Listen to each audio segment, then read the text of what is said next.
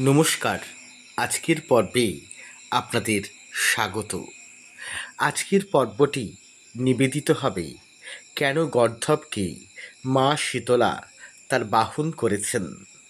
গাধা অত্যন্ত শান্ত স্বভাব, সাত চড়েও সে রা কাটে না।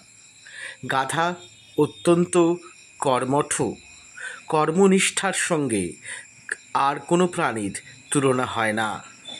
এইসব কারণে মা শীতলা গাধাকে বাহন করলেন।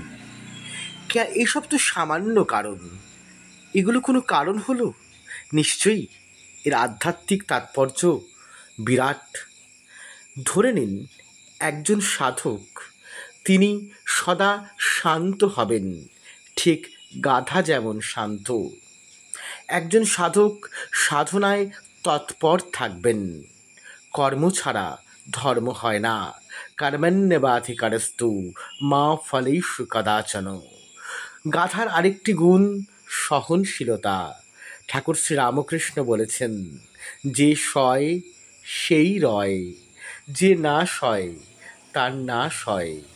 সেই কারণে গাধা মা শীতলার বাহন। কোনো তাত্ত্বিক পণ্ডিতেরা মনে করেন গাধার দুধ বসন্ত রোগে অত্যন্ত শীতলতা প্রদান করে।